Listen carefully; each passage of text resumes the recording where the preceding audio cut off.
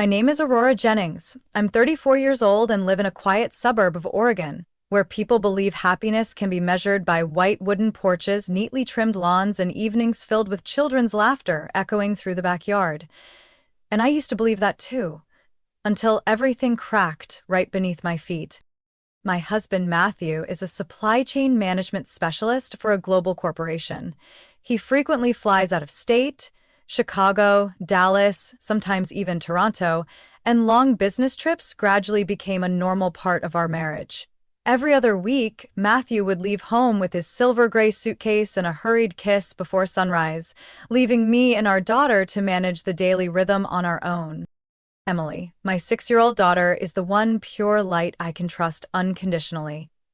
Her golden hair shines like the early morning sun, and her big blue eyes observe the world with uncanny sensitivity.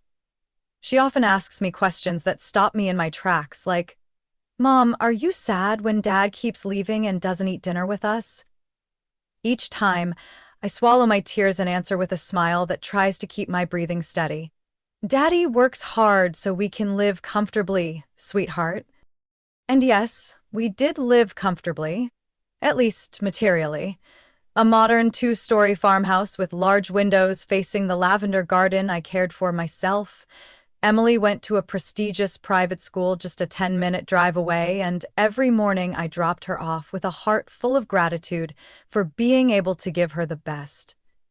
We took at least 2 vacations a year, sometimes skiing in Aspen, other times relaxing at a tropical resort in Hawaii. To our friends, I was the lucky woman, successful husband, well-behaved child, beautiful home. But deep inside, I was beginning to sense that something wasn't right. Matthew was the perfect husband, on paper. He never forgot anniversaries, never picked irrational fights, never raised his hand or voice. But that perfection created an emptiness. There was an invisible wall between us that I could never break through, a constant feeling that he was hiding something, even though his gaze remained tender and his words soft. I remember one time in March I asked him, half joking, "I always wonder, don't you ever get tired of constantly being on the move?"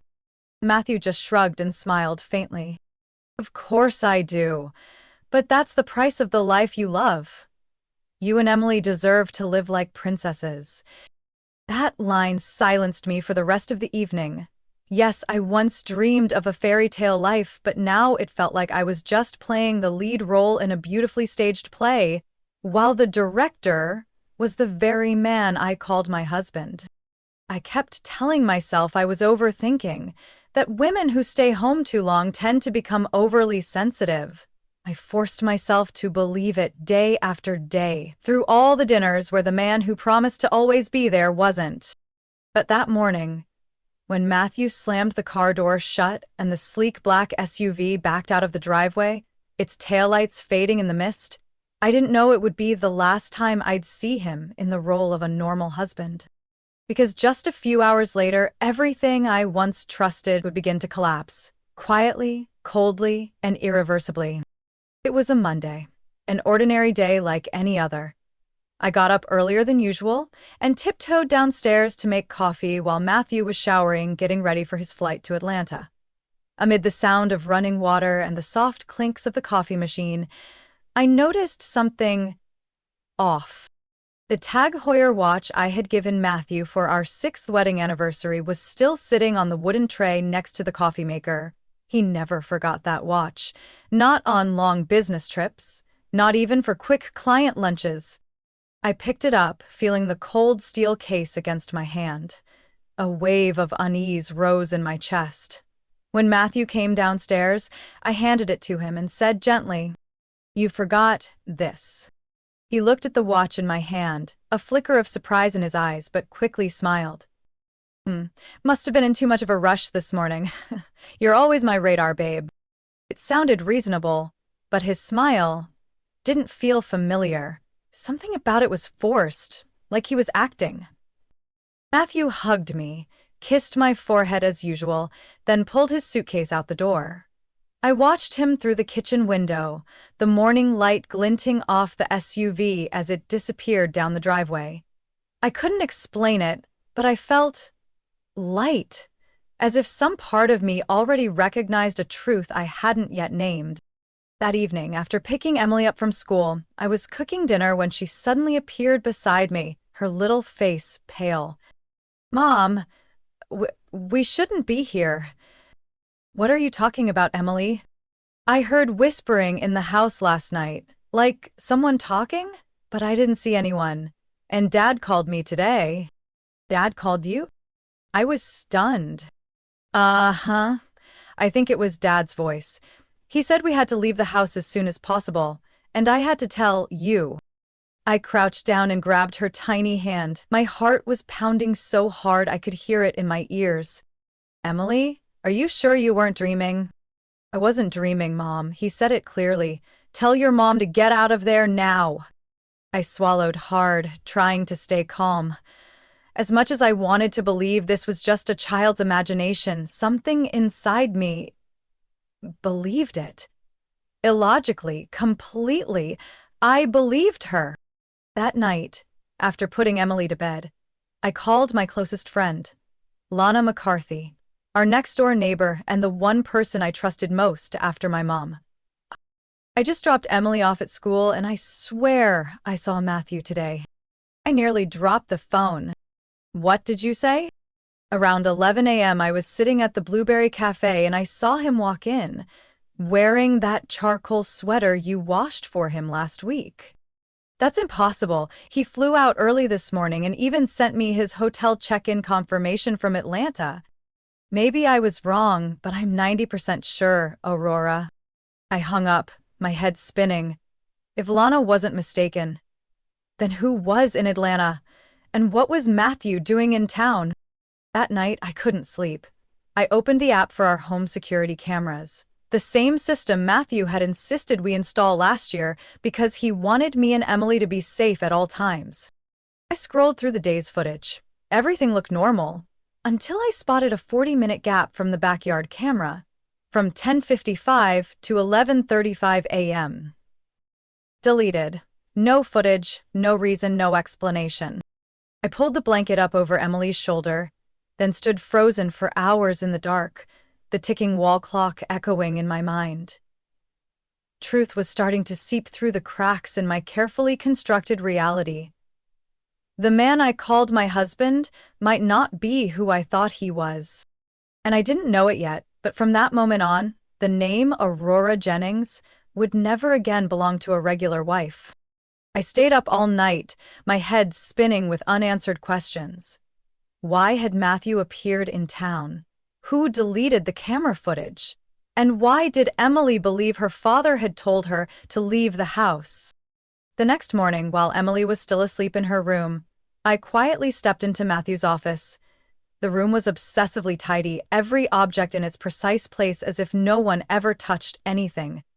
But I knew something was being hidden here. I could feel it in my bones, in the way a wife just knows. I powered on Matthew's laptop. The screen displayed a login prompt. I tried our wedding date, incorrect. Emily's birthday, also wrong. I tried the day we first met, July 2012. No luck. I slumped into the chair and sighed. Then I remembered Matthew once said his grandfather had the biggest influence on his life. I took a chance and typed in his grandfather's name and birth year. Howard 1947. The screen unlocked. I swallowed hard, my hands slightly trembling. Most folders contained work documents, logistics plans, charts, numbers, and familiar delivery locations. But one folder sat quietly in the bottom corner of the screen. Sierra 9. It had no special icon, but when I opened it, it was filled with PDFs, mostly shipping manifests, customs invoices, and descriptions of goods, all using jargon I'd never heard before. But what made my throat tighten was the last file on the list. Manifest, Mexico border. Jan 2024. Inside was a manifest for cargo listed as agricultural equipment, but a handwritten note at the bottom stood out in bold red ink. Must ship before the 17th. Do not disclose to TSA. No X-ray inspection. A chill ran down my spine. Just as I was saving some of the files to a personal USB drive, I heard hurried footsteps in the hallway. I quickly closed the laptop and stepped out. Emily was standing at the foot of the stairs, clutching her stuffed bunny, her face pale. "Mom, that man is standing outside my window again." My heart nearly stopped. I rushed upstairs, threw open the curtains. No one. But faint footprints on the dew-covered lawn were undeniable. I pulled Emily close. "Mom, Dad said today's the deadline. We have to go. He said if we don't, they'll take me away." I went numb. She had never lied, not like this. And if Matthew really had called her, then what was waiting for us in the house I once thought was safe? I knew we couldn't stay another second. I raced downstairs, yanked an old backpack from the kitchen cabinet, and began packing the essentials. IDs, some cash, passports, a backup phone still holding charge, and a folding kitchen knife. Emily stood next to me, quietly placing her stuffed bunny and a coloring book into the bag. I scribbled a short note on a sticky pad and slapped it on the fridge. Took Emily on a short trip. Don't look for us. No location, no further message. I turned off all phone tracking, then removed the SIM cards from both phones. My first goal wasn't to run away. It was to stay hidden just long enough to figure out what was really going on. There was only one place I could think of. My mother's cabin in Cascade Forest, near the Oregon-Idaho border. It had been abandoned ever since she passed away 4 years ago. Dusty, full of memories and silence, but no one knew I still had the key. Not even Matthew. We left the house at 4:10 a.m. while thick fog still blanketed the suburban roads. I let Emily sleep in the car while I drove for 6 hours, only stopping to get gas and grab a few ready-to-eat snacks at a small rest stop.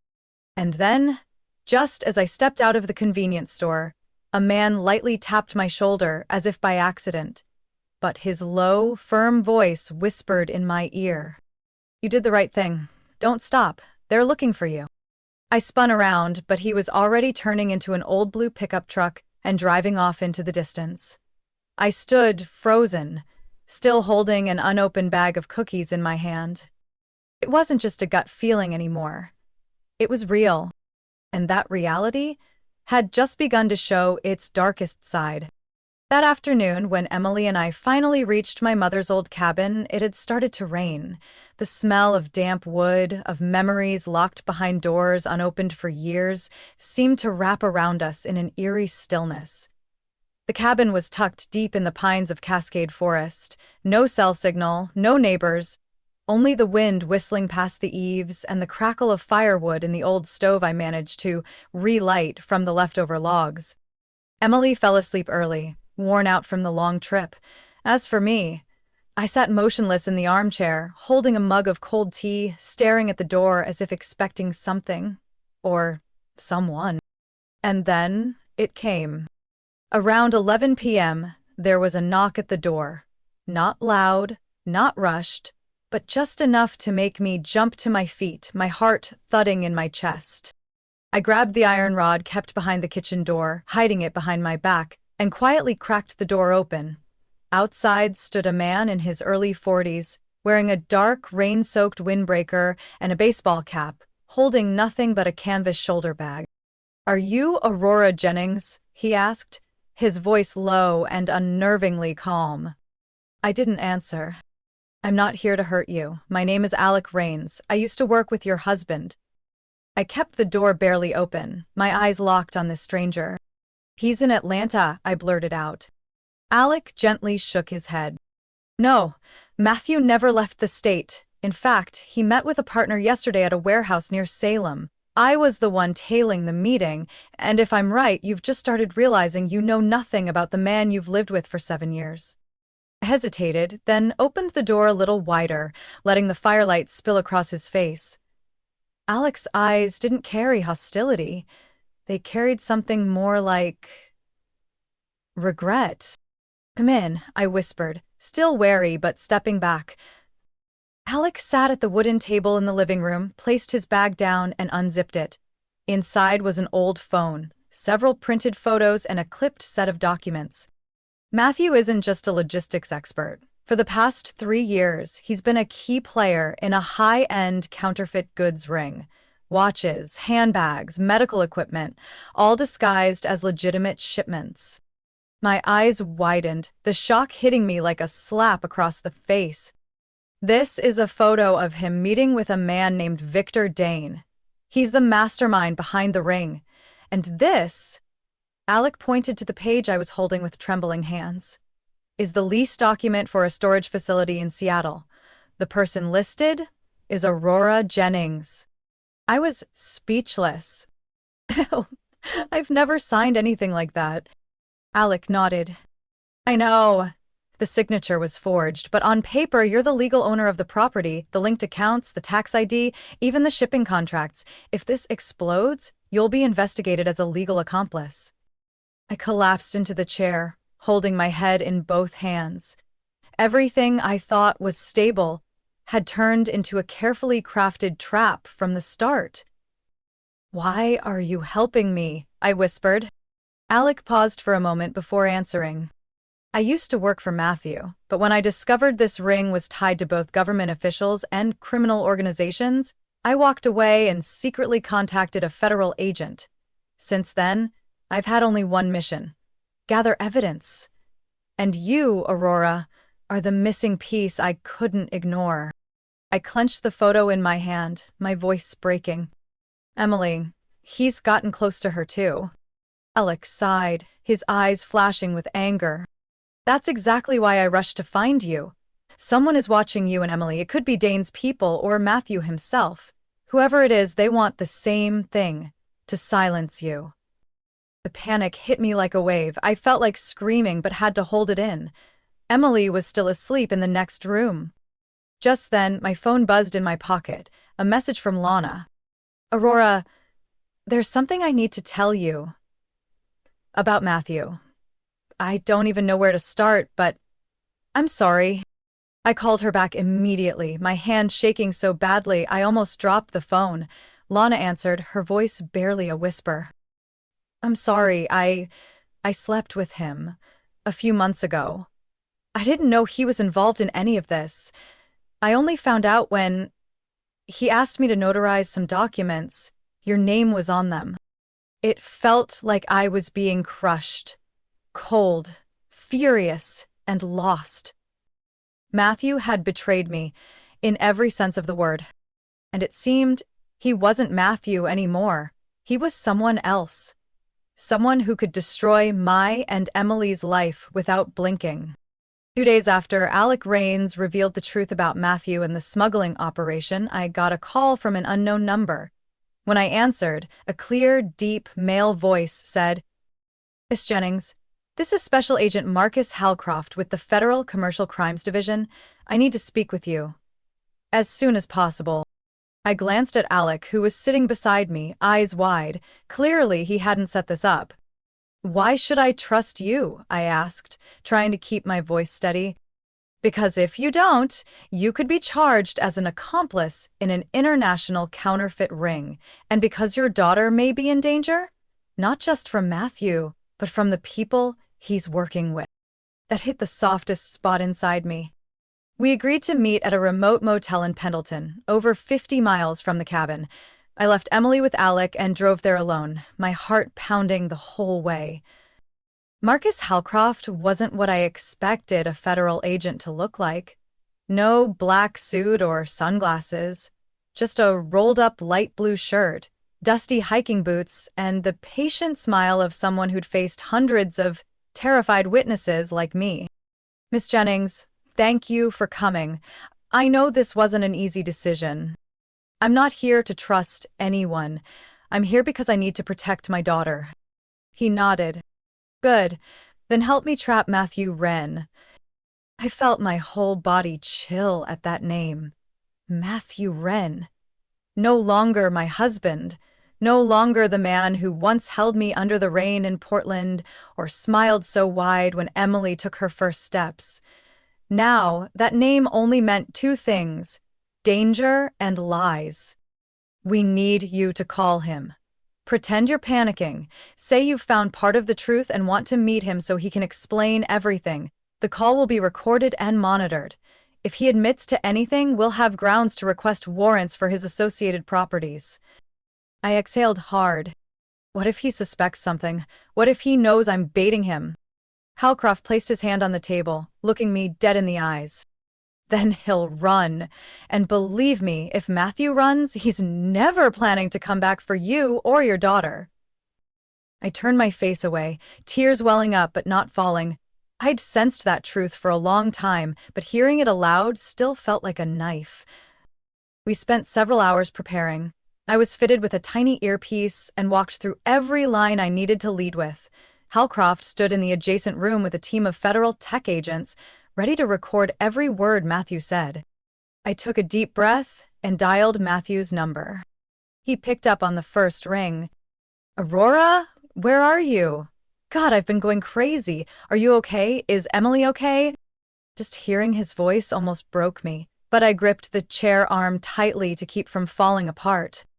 I know you didn't go to Atlanta. I know about Victor Dane. I saw the documents on your computer, Matthew. I saw my name on the warehouse lease in Seattle. Silence. Long enough that I thought he'd hung up. Who told you? Who was it? Was it Alec? I swallowed hard. No one. I found it myself. I just want to know the truth. Just once. Emily and I deserve that much. His voice dropped, no longer angry, just tired. Aurora, I can't explain everything over the phone, but listen to me. Not everything you think is true. I'm not the bad guy. Then come meet me. Explain. I'm near La Grande, alone. A long sigh. Then the words that sent chills down my spine. Fine. But if you've got anyone tracking me, if this is a setup, I'll know. And if that happens, you'll lose more than you think. The call ended. I sat frozen, my hands ice cold. Halcroft stepped into the room and nodded. That's enough. His tone makes it clear he knows he's been exposed. Now we can move. He denied everything. He didn't confess. Was that experience? But he gave a warning, a criminal warning. His ex isn't about concern. It's because he knows the truth is catching up to him. And that, in the legal world, is an indirect confession. I returned to the cabin, where Emily was drawing blue circles on a piece of paper. Alex sat by the fireplace, his eyes distant. Will they find Matthew? I asked. If he doesn't find you first, yes. Alex's voice was as cold as the night air. I pulled Emily into my arms tightly. Maybe this battle was only just beginning. That night, after Emily had fallen into a deep sleep in the small wooden room, I sat alone by the window, staring into the pitch-black forest. In my hand was the temporary phone Halcroft had given me, equipped for emergency contact if needed. But it wasn't the phone that made my hands shake. It was the string of emails I'd just received from an anonymous address. No subject, no explanation, just photo files. The first was me holding Emily in the preschool courtyard, taken from a distance. The second was the two of us picking out bread at the supermarket. Then a photo of us leaving the house in the car the morning we fled. And the last one stopped my breath. Emily and I asleep on the cabin's sofa. The angle was taken from the exact edge of the living room window. Someone had been watching us even before I started suspecting Matthew, maybe even when I thought we'd already escaped. As I trembled, rereading the email's IP data, the phone rang again. Halcroft. Aurora, I need you to stay calm. We just received an audio recording that Matthew sent us, and it may change everything. I held my breath. What did he say? He said Alec Rains isn't really on your side. Matthew claims Alec used to work for the Kane Syndicate, and that he only approached you to find where you're hiding the original documents. I was stunned silent. But Alec saved me and Emily. He had evidence. He helped me connect with you. I know, but we just confirmed that the Alec Rains file he gave us, It's fake. And more than that, the head of Kane's legal unit is Nicole Rayner, your best friend. The ground beneath me gave way. Nicole, my best friend of 8 years, the one who picked up Emily when I was busy, who helped care for my mom during her final months, the woman who slept with my husband and is now one of them? Aurora. Halcroft's voice grew urgent. They're playing both sides.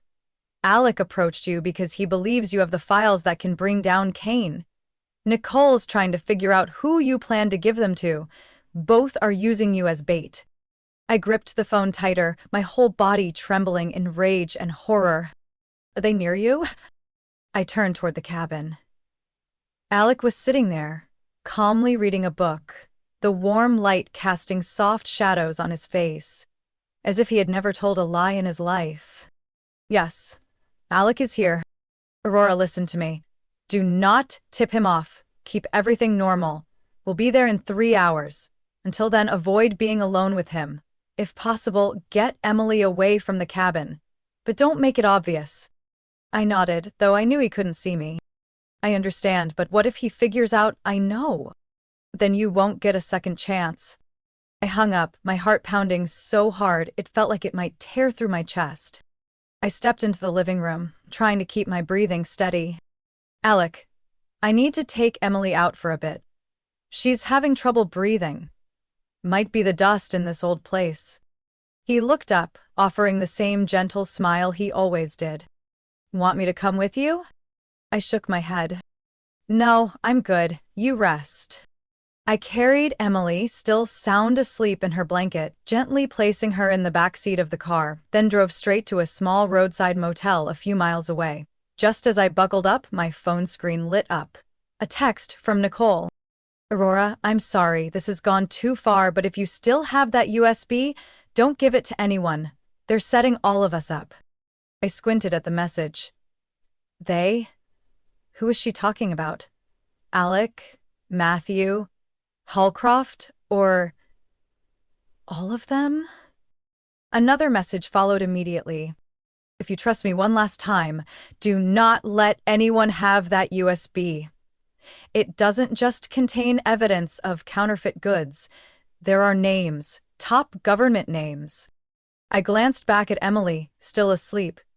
At that moment, my fear wasn't about Matthew or Alec or even Nicole. It was the fear that everyone might be telling the truth, but only half of it. We reached the Riverbend Inn just as the clock hit 2 a.m. A quiet little place tucked beside a narrow river on the edge of town. I checked in under a fake name, paid in cash. Emily was still sound asleep, clutching her stuffed rabbit, unaware her mother was preparing for a battle. I had just set the suitcase down when the phone vibrated again. An unknown number. My instincts screamed not to answer, but I did the opposite. Aurora? The voice was deep and hoarse. It's me. Matthew. I held my breath. Why are you calling? There's no time. You're surrounded by people I once trusted. Alec isn't on your side, neither is Nicole, but I never meant to hurt you or Emily. Everything I did was to protect you from Kane. I let out a bitter laugh. By betraying me? Forging documents in my name? Putting me on a federal watch list? I won't deny it. But you have to understand, if I didn't put your name on those documents, they would have suspected. You were the safest cover I had. And I knew, if everything fell apart, you'd find a way out.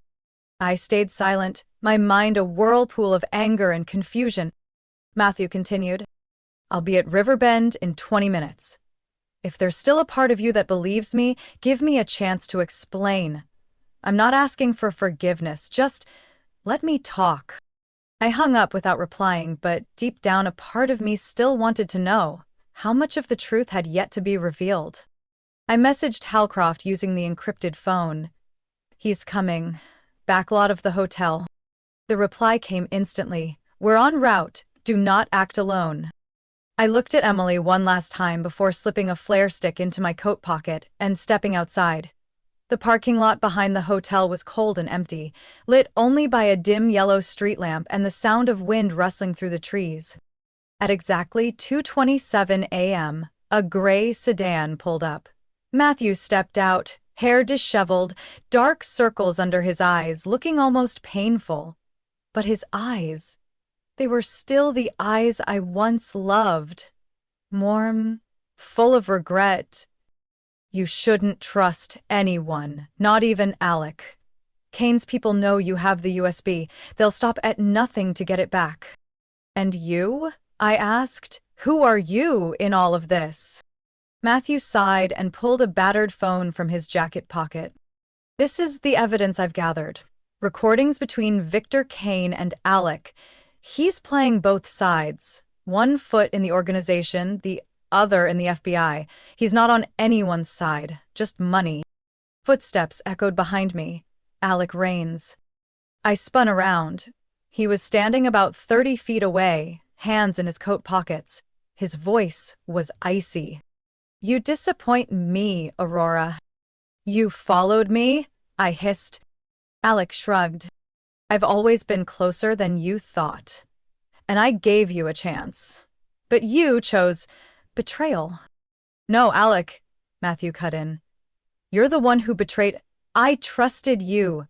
I covered for you when Victor started to suspect, and now you're going to use my daughter as leverage for a pardon? Alec's face darkened. That little girl knows too much. Victor wants to make sure no one remembers that USB after it disappears. As for the two of you, you're no longer necessary. My hand shifted slightly. I screamed. I pulled the flare from my pocket, yanked the cap off, and launched it into the sky. A blazing red streak ripped through the darkness, exploding like lightning in the night. Alec pulled his gun. But before he could fire, Matthew lunged like a cornered animal, slamming him onto the freezing concrete. I stumbled back, panting. Sirens wailed in the distance. Headlights from police cruisers lit up the lot. 3 FBI agents, including Hallcroft, rushed in. Drop your weapon, hands on your head, they shouted. Alec was pinned to the ground and cuffed. Matthew stood, blood dripping from the corner of his mouth, his eyes fixed on me. I can't undo everything, Aurora, but if I ever did one thing right, it was protecting you and Emily. I didn't know how much of that I believed, but one thing was certain. Kane's game had finally reached its end. 3 hours after Alec Rains' arrest, I sat in Agent Halcroft's vehicle, my chest still tight from everything that had happened. Emily was safe, escorted to a temporary witness protection center, but I couldn't stop now. This needed to end. Before Matthew was taken away for interrogation, he managed to whisper to me, voice trembling but clear. The data room is in storage zone 17, north of Bend, unit 312. The passcode is Emily's birthday reversed. The USB is there, and there is more than you think. Be careful with Nicole. I asked, nearly choking on my words. Are you sure? Matthew just nodded before being pushed into the transport vehicle in cuffs. Halcroft's SUV pulled up in front of Zone 17 just before dawn. Fog swirled along the concrete like wisps of smoke. The massive storage site sat silent, row upon row of containers and cold units under pale yellow lights. You want to go in alone? Halcroft asked.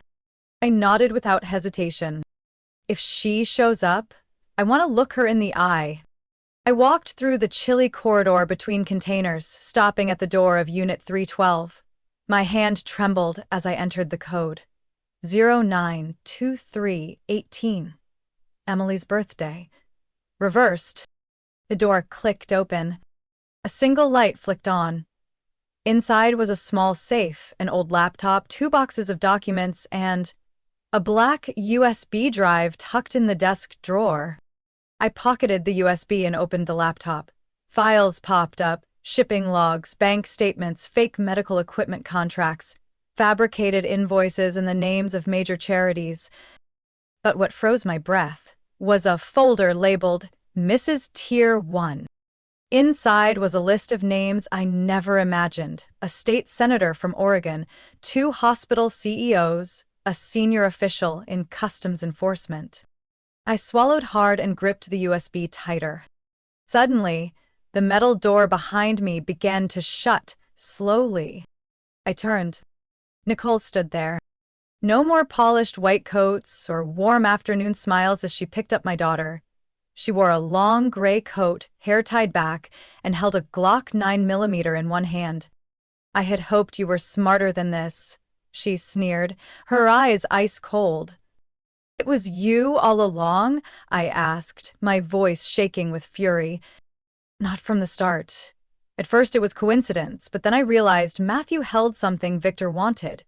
And you were the fastest way to get close to him. So you slept with my husband, played the good friend, watched Emily." Nicole sighed, as if lecturing a child. "I did what I had to do to survive. The FBI won't dare go public with that list, but if you hand them the USB, I lose my only way out." I backed toward the safe, hand reaching into my pocket for my phone. She squinted. "Don't. If you push me, what will you do? Kill me like the others who disappeared after they knew too much?" Nicole didn't answer. She just raised her gun. At that moment, I shouted and shoved a metal chair toward her. It didn't knock her over, but it threw off her aim. I lunged. We struggled among the scattered documents and dust. Nicole was stronger than I expected, but I had something she didn't: a mother's instinct. With every ounce of strength, I slammed her against the wall, grabbed her gun hand and smashed it against the metal table. The Glock dropped. I grabbed it and pointed it straight at her. "On the ground. Hands behind your head, now." Nicole gave a bitter smirk but obeyed. Just then, Agent Halcroft and two federal officers stormed in, weapons raised. "She's telling the truth," I panted. "The USB is here, the list. It's all in there." Halcroft stepped forward, taking the USB from my hand with gloved fingers. "Well done, Aurora. You just handed us the evidence to tear down an underground empire that's lasted nearly a decade." I stood in the cold room, watching as Nicole was handcuffed and escorted out, her glare still trying to pierce me through tears of hatred. But I didn't look away. Because for the first time in years, I had won. 3 months after the case closed, I stood in front of the Oregon Federal Courthouse, holding the final decision in my hand. The October sunlight lit up the page, highlighting the words I had waited almost a year to read. Aurora Jennings, fully exonerated, insufficient grounds for prosecution. I didn't cry, I didn't smile, I just exhaled, like dropping a giant weight off my chest. Matthew was sentenced to 5 years in prison for aiding counterfeit trade, using falsified documents and withholding information from federal investigators. However, due to his full cooperation in exposing the Kane organization, his sentence was reduced. He became a key witness in a federal trial that rocked the local political scene. As for Nicole Rayner, the woman who held my hand the day I gave birth to Emily, who hugged me when my mother passed, she was charged with conspiracy to commit murder, federal extortion, and involvement in organized crime. She now faces a potential 20-year sentence unless she reaches a plea deal. Justice had been served. But justice didn't heal wounds. And it couldn't return the years I spent being lied to, the sleepless nights curled next to my daughter, unsure who was lurking behind the darkness outside our window. After the trial, I did the first thing I'd longed to do since the beginning of it all. I reclaimed my old name, Aurora Collins, the name my mother wrote on my birth certificate, the name I had surrendered for a love that betrayed me. I sold the house, even the cabin, in Cascade Forest, and moved with Emily to a place no one knew us, a small coastal town in Washington state where the waves whispered day and night and golden sunlight stretched across cobblestone paths. We bought a little mint green house with a white fence and a climbing rose trellis. Emily's room was decorated with drawings she made herself, rainbows an imaginary dog named Muffin, and a sky with no clouds. She adjusted quickly to her new school. No one knew she was the daughter of a woman once wanted across 3 states. No one asked about her father. She got to be a child, free from judgmental stares or whispered rumors behind her mother's back. One early winter afternoon, I picked Emily up from school. On the way home, she whispered, "Mom, I know you were sad to leave our old house, but now I think if we hadn't left, I wouldn't have my new school, or Taylor, or Muffin." I laughed. "What are you trying to say, little philosopher?" Emily smiled, cheeks pink from the ocean wind. "I think when we leave something behind, we don't lose it. We just find something better." That sentence from a 6-year-old left me speechless. That night, I opened a small wooden box in the desk drawer.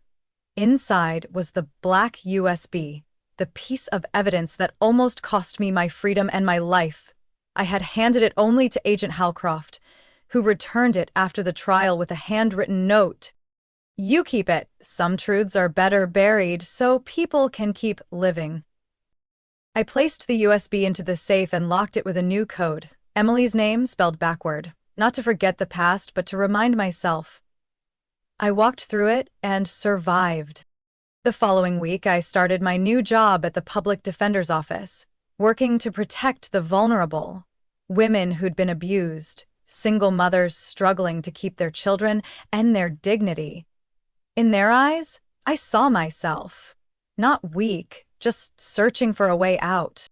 One Sunday morning, as Emily and I were collecting seashells along the beach, a woman with a fluffy dog approached us. Emily ran up and gently petted it. "What's his name?" she asked. "Buddy, sweetie. He's my little sidekick. Don't worry, he's very gentle." Emily turned to me, her eyes shining. "See, Mom? I told you we'd have a buddy someday." I laughed, the kind of laugh that didn't feel empty for the first time in a long while. That afternoon, I sat on the balcony overlooking the ocean. The golden light draped over Emily's hair as she chased seagulls along the shore. I pulled out my notebook and wrote, "Maybe Matthew was right about one thing. Sometimes, to protect those we love, we have to leave. But he was wrong about this. Safety doesn't come from hiding. It comes from facing the truth. And when we dare to face the truth, we find freedom." I closed the notebook. Emily called from the yard, "Mommy, come play with me." I stood up, breathed in the salty sea air, and smiled, not because everything was perfect, but because we had finally escaped the darkness. And this time, I knew for sure the sun wasn't going away. That morning, when I woke up in our little house by the sea, I heard the soft crash of waves at the foot of the hill and the tiny footsteps of Emily running through the backyard. She was giggling, chasing the neighbor's golden dog like the world had never known a shadow. I stepped onto the porch, warm tea in hand, and watched her play under the pale winter sun. There was no more dread like the months before. No more knocking at midnight. No more lies bleeding from sweet-sounding mouths. There was only me, and the truth. When I first walked into my marriage with Matthew, I thought I had found the safest place in the world. A caring man, a peaceful home, a complete family. But what I believed were solid walls turned out to be curtains spun from compromise, fear, and make-believe. And somewhere along the way, I lost myself in that perfect play, until everything fell apart. And I was forced, for the first time in my life, to open my eyes and face what I couldn't bear to believe. I used to think safety meant staying silent, turning a blind eye, believing in the calm surface and doing everything not to stir the storm underneath. But now I know. Real safety only comes when we face the truth, even if it's ugly, even if it's cruel, even if it rips your heart apart. If I hadn't listened to my instincts that day, if I hadn't trusted the fear in Emily's eyes, if I'd kept playing the obedient wife, I might not be free now. Or worse, I might not be alive. This entire journey, From that first phone call, the surveillance photos, to the flare that shattered the night sky, wasn't just about escaping a criminal web. It was about pulling myself out of my own darkness. I learned to trust my gut, to follow the light, even the faintest glimmer. I learned to rise, even when my legs trembled. And I learned something most women like me take a lifetime to discover. Strength doesn't mean never being afraid. It means acting even when your heart is shaking. 1 week later, I took Emily to the cemetery where my mother rests, something I hadn't had the courage to do for years. The headstone was unchanged, simple, humble. Just one line. Linda Collins, mother, loved beyond measure. Emily sat beside the grave, laying wildflowers around it. I placed my hand on the cold stone and closed my eyes. Mom, I made it. Even though you're gone, everything you taught me helped me find my way. I protected Emily. And now, we're starting over. In a place where no one knows who we are. But more importantly, I'm no longer who I used to be. When I opened my eyes, Emily was standing beside me, holding my hand. Mommy, can we tell Grandma a story? I nodded. And in the midst of the ocean breeze, the two of us sat together, telling the simplest, smallest stories, just like the ones I used to tell Emily during blackouts at our old home. No tragedies, no secret organizations, no federal investigations. Just stories about people, about hope, about how, even when the world falls apart, love always finds a way. That evening, as we returned home, I opened the mailbox and found an envelope with no sender's name. Inside was a folded note with just a few lines. I've done terrible things. But if there's one thing I don't regret, it's warning Emily. Keep living, Aurora. Keep protecting her, the way I once dreamed I could. M. There was no signature, but I knew who it was from. Matthew would still be in prison for at least a few more years, but that final message, it wasn't forgiveness, and it wasn't reconciliation. It was simply a sliver of truth, the one piece he held on to when everything else had been a lie. I folded the note, placed it inside the locked box along with the USB, and labeled it. Closed, but not forgotten. That night, as I turned off Emily's light and gently closed her bedroom door, she called out softly, Mommy, are you still sad about everything that happened? I walked back in, sat beside her, and brushed her soft hair. I'm not sad anymore, because in the end, I found the truth, and more importantly, I learned that I deserve a better life. Emily nodded, her eyes drifting closed. Then we're going to be happy now, right, Mommy? I smiled. Yes, sweetheart. This time, truly happy.